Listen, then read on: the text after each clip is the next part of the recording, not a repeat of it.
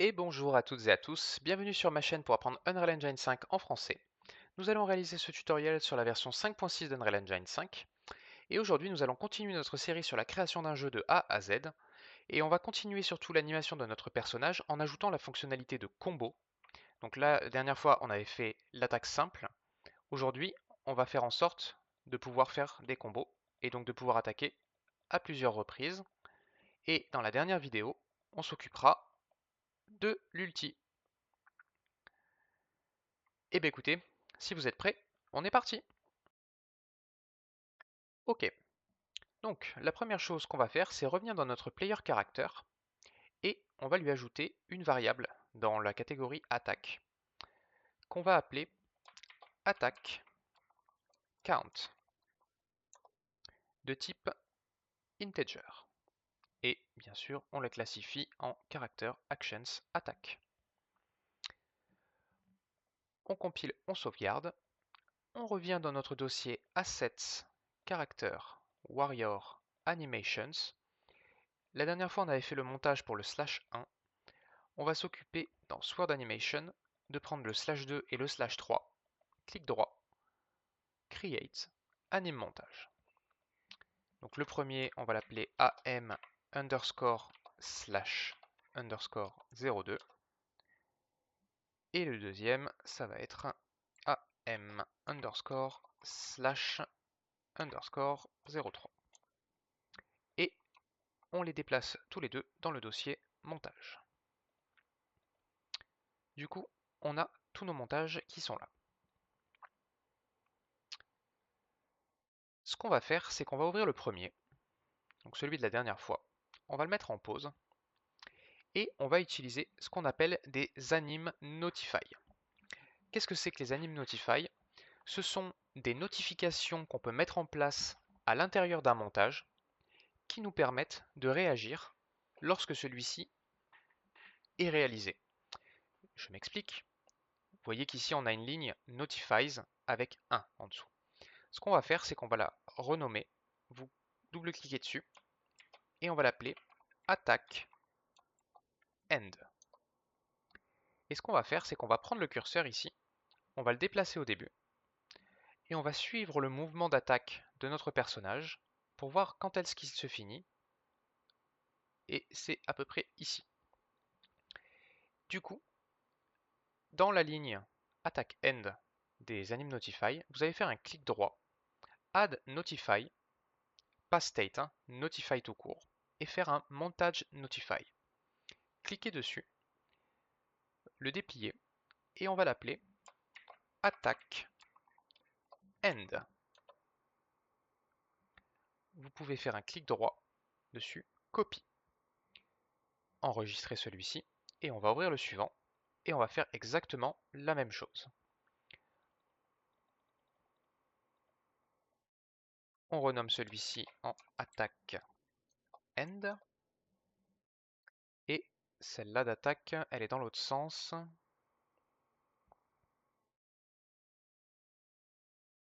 Elle se finit ici. Donc on va faire paste, clic droit, paste, enregistrer. Et pour la dernière, elle commence derrière, elle monte vers le haut. Alors il y a un problème avec les mains, mais c'est pas bien grave. Et celle-ci se termine là. Alors même si en soi, celle-là, vu que c'est la dernière, c'est pas forcément nécessaire. Moi j'aime bien le faire. Attack end, clic droit, paste. Parce qu'après la suite du mouvement, il replie ses mains, donc on s'en fout. Nous, on coupe ici. Enregistrer. Vous pouvez fermer le montage. Et revenir dans notre player controller, dans notre fonction IA attack qu'on avait faite.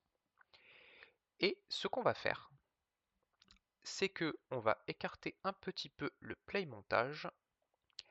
Et depuis le montage to play qu'on avait utilisé la dernière fois pour mettre l'AM/01, vous allez tirer à l'envers et faire un select. Le node select, pour ceux qui ne le connaissent pas, il permet de choisir selon un index entre plusieurs options. Donc nous ici on va faire un add pin parce qu'il nous en faut 3 des options. Et automatiquement ça détecte qu'on doit sélectionner un montage grâce au pin de sortie. Donc on va prendre am/01, am/02 et am/03. Et en index, eh ben, on va passer, depuis notre player character ref ici, on va faire un get attack count. On va le mettre là-dedans. On va faire propre.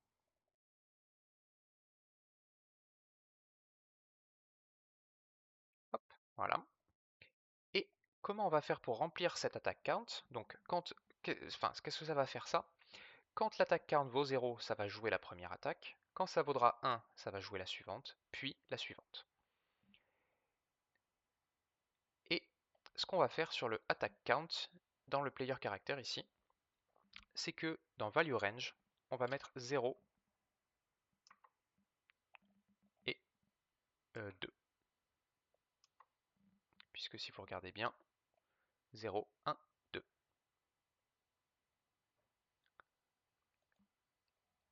On peut compiler et sauvegarder celui-ci. Et au niveau du player controller, dans la suite de l'anime montage, du play montage, pardon, on va légèrement modifier ça. La première chose qu'on va faire, c'est sur le onComplete ici,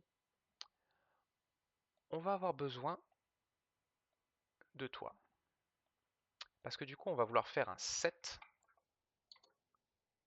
attack count à 0. Pourquoi? Parce que le onComplete ne se jouera que si l'animation arrive à son terme. Quand je dis le montage, pardon. Quand je dis arrive à son terme, je veux dire que toute la séquence est jouée. On ne s'arrête pas à la notify. Donc elle est franchie et va jusqu'au bout. Si c'est le cas, ça veut dire que on n'a rien enclenché à partir de ce moment-là. Donc, on remet le compteur à 0. Et derrière, on met bien le set is attacking à false. On peut le ramener par là. Et dans le notify name, ici, vous allez tirer un trait et vous allez faire switch on name. On va pousser un peu ça. Vous allez déconnecter le pin de là-haut et vous allez le brancher sur le on notify begin. Alors, qu'est-ce que ça fait que ce machin? Déjà sur ce machin, vous allez cliquer dessus, vous allez faire as default pin et vous allez me l'enlever. Et vous allez en ajouter un qui va porter exactement le même nom que notre anime notify, donc attack end. En gros, ce qui va se passer, c'est que dès qu'un anime notify commence, celui-ci, et qu'il correspond à ce nom-là, alors il va se passer quelque chose. Et il va se passer quoi? Alors, on va descendre un petit peu. La première chose, c'est set is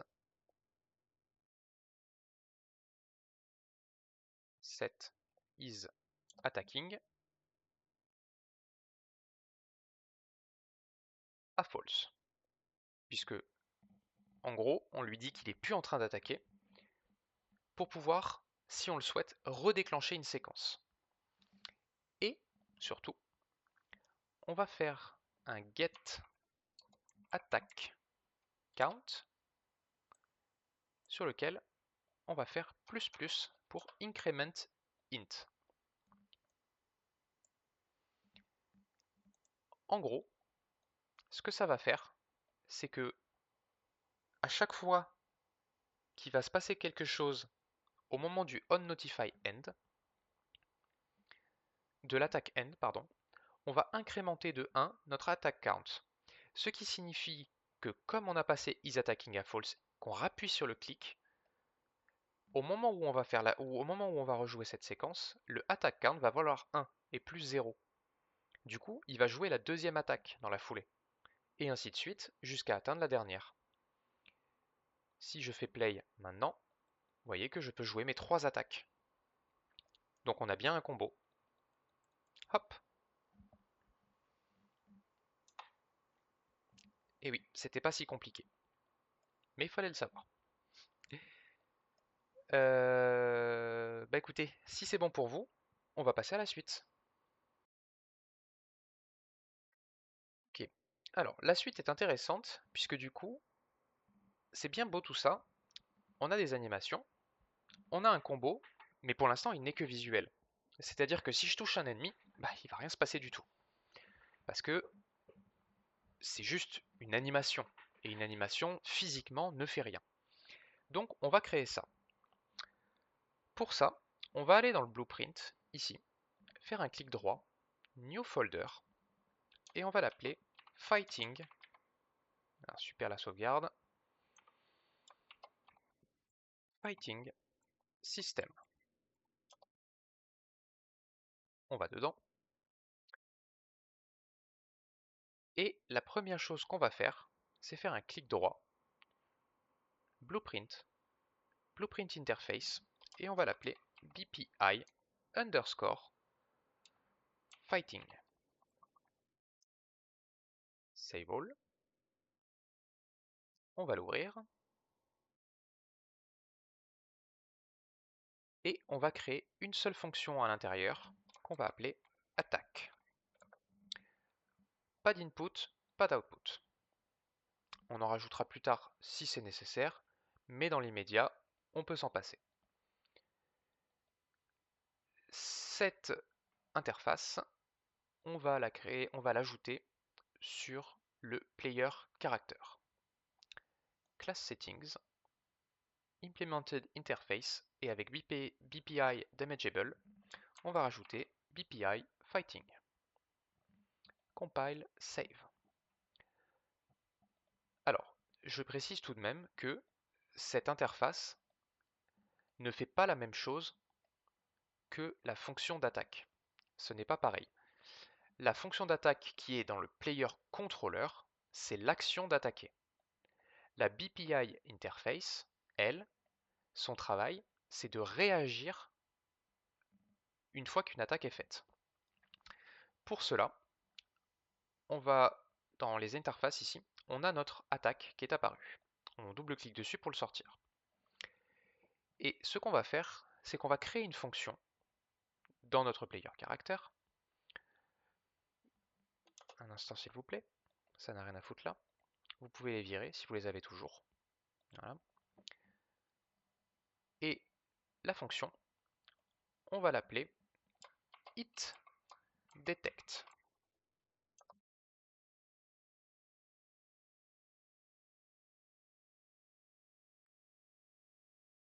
Dans l'event graph, dans event attack, on va juste brancher hitDetect. Et vous vous demandez sûrement comment on va faire pour détecter l'attaque à travers un montage. Eh bien, c'est relativement simple. On va utiliser à nouveau des anim notify.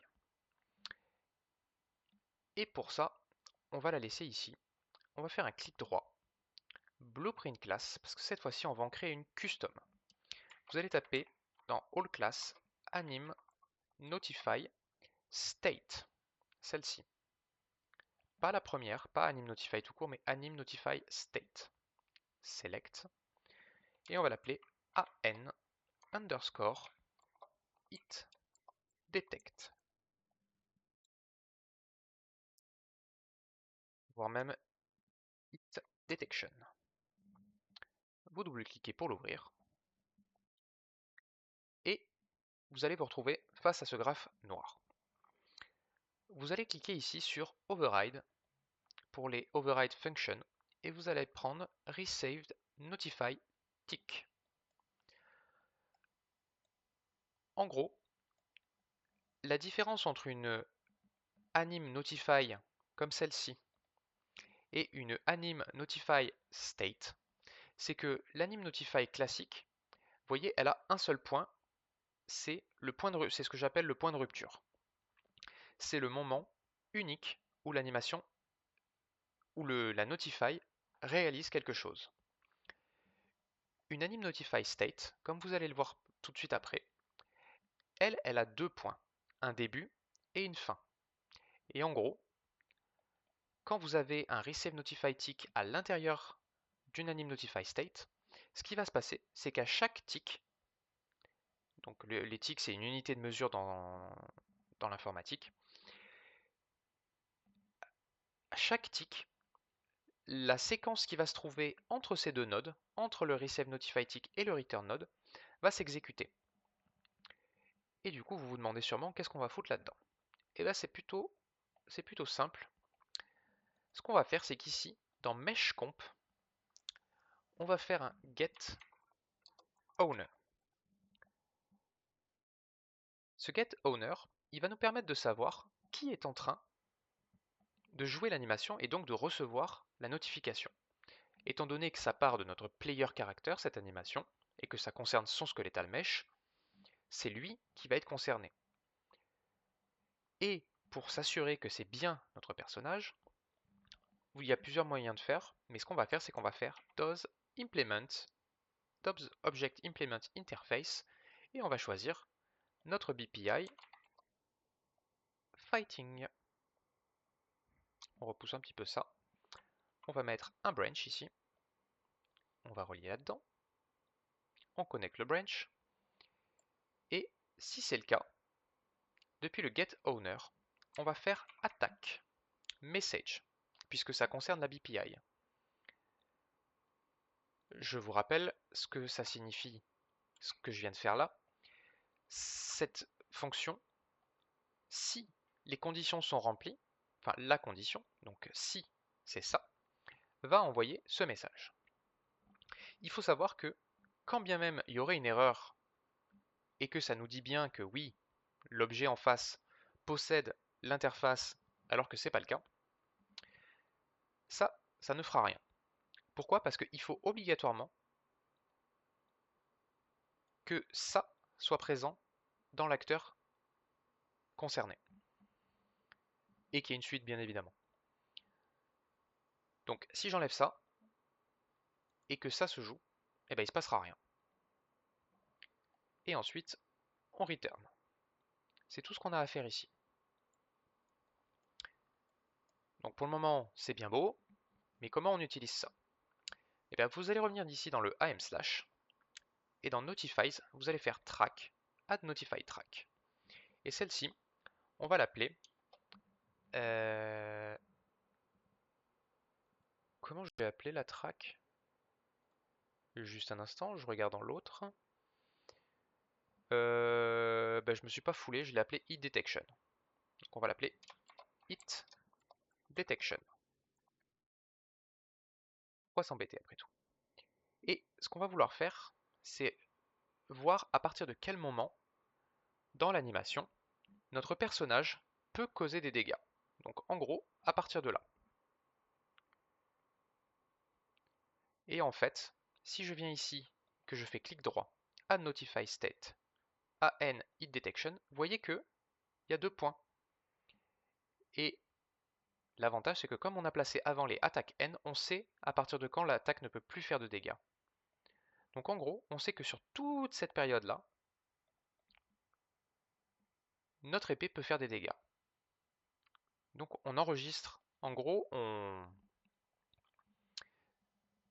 c'est comme si on faisait un motion capture de cette partie-là, et qu'on disait, ok, pendant toute cette période, je capture l'instant, pendant le montage, durant lequel il peut se passer l'événement. Quel événement? Celui-ci. Et par conséquent, celui-là. On enregistre, et on va faire pareil avec les deux autres. Asset, character, warrior, animation, montage. On va ouvrir l'am/, on va le mettre en pause, viens ici. Donc celle-là part dans l'autre sens, et je dirais à partir de là. Track, add notify track, hit detection, clic droit, add notify state, an hit detection, et jusque à l'attaque end. Enregistré. On fait pareil sur la toute dernière. Alors celle-ci elle est un peu spéciale. Ouais, en fait, elle commence là, celle-là. Ouais, je vous ai dit, elle a un truc chelou, celle-là, mais c'est pas grave. Hit detection. Clic droit, add notify state, AN hit detection, et ici, enregistrer. Vous pouvez fermer les montages, et la N hit detection.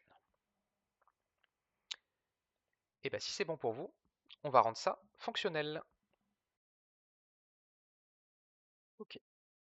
Alors, dans notre player character, on va ajouter une fonction hitDetect.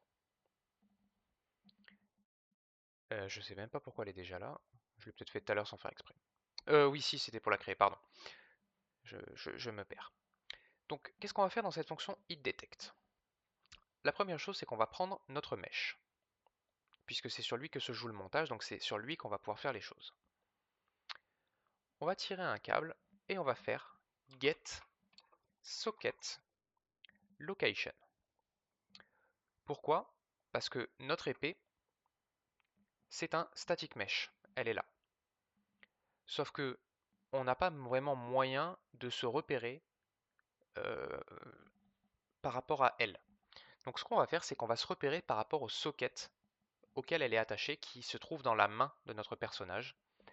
Et en fait, on va faire ici un sphere trace for object. En gros, on va tirer une sphère de détection autour de la main de notre personnage sur un radius de 100, c'est pas mal. C'est ajusté selon votre convenance.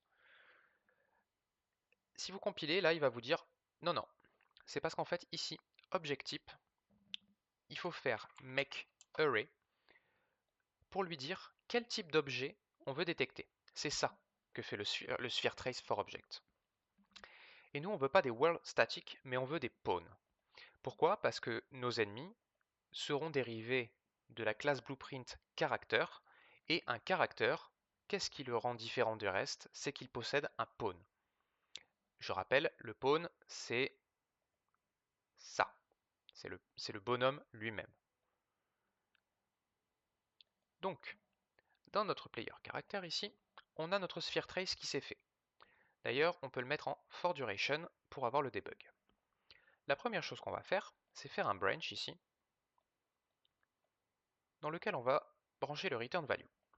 Ça sert simplement à vérifier qu'on a bien un retour au moment de l'action, sinon on fait rien.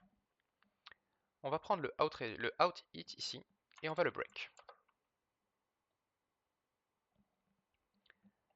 On va le déplier, et depuis le hit actor, on va faire un does object implement interface, et laquelle? Eh bien notre BPI damageable, puisque c'est elle qui va causer des dégâts. On va poursuivre avec un autre branch juste après, connecté sur le true, mais il va nous falloir une deuxième condition quand même ici, et pour ça on va avoir besoin d'une variable supplémentaire qu'on va créer tout de suite, qui s'appelle already hit actors. Pourquoi? Parce qu'en fait, donc elle est de type actor, object reference, et array, compile save. Alors je ne sais pas si ça va marcher si je le fais là maintenant. Si. Alors, oui, évidemment, j'ai pas donné le nom du socket. C'est pour ça que ça fait ça. Donc ce qu'on va faire, c'est qu'on va venir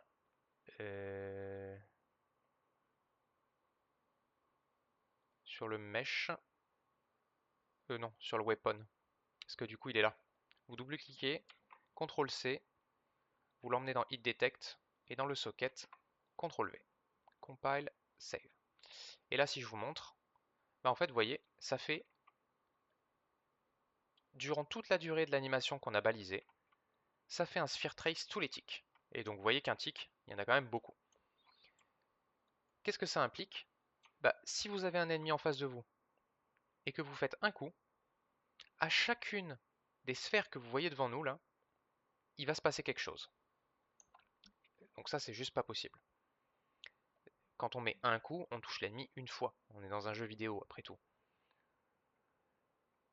Pour ça, on a créé cette petite variable ici, qu'on va placer dans attaque. On va la prendre, get, et on va faire un add. Qu'est-ce qu'on va ajouter dans ce tableau? On va ajouter notre hit actor. On rangera après. Et du coup, la deuxième condition ici dont on va avoir besoin, c'est que le hit actor, on va reprendre la variable ici, contains item de notre hit actor. Qu'est-ce que ça veut dire? En gros, si l'acteur est déjà dans le tableau, alors on ne fait rien. Ça permet simplement de ne pas retaper le même ennemi deux fois. En tout cas dans la même attaque. Vous allez voir après comment on va régler ça. On va pousser un peu le branch, ici. Quoi qu'on peut le mettre là. Ça peut venir un peu plus par là. Hop, voilà. Et on peut refermer ça parce que ça, on n'aura plus besoin d'y accéder. On va brancher, on va remonter ça pour faire propre. Remonter ce bazar ici. On aligne ça. On branche la condition là-dedans. Résultat des courses. Pour l'instant, quand on a un hit, on ajoute l'acteur dedans. Mais au moment où on l'ajoute, on veut aussi prendre notre hit actor ici et lui faire un apply damage message. Pourquoi? Parce que je rappelle que dans notre... Je vais vous remontrer après, juste je range ça proprement ici. Dans notre BPI qui est ici,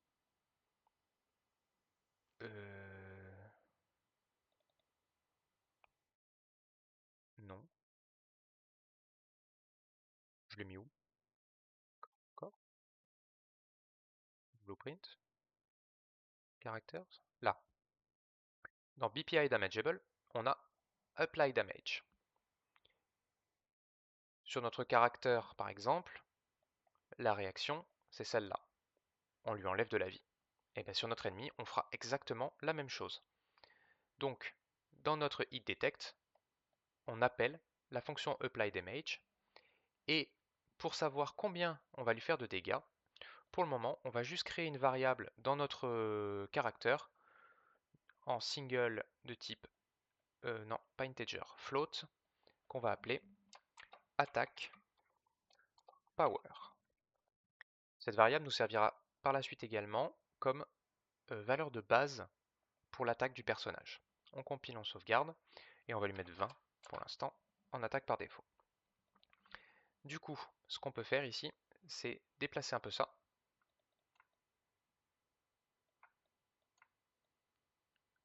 Et passer ici le attack power. En gros, ça va tout simplement appliquer 20 de dégâts en entrée de apply damage. Et en gros ici, damage amount, tac tac tac, take damage, ça enlèvera 20 à notre personnage, enfin à notre ennemi.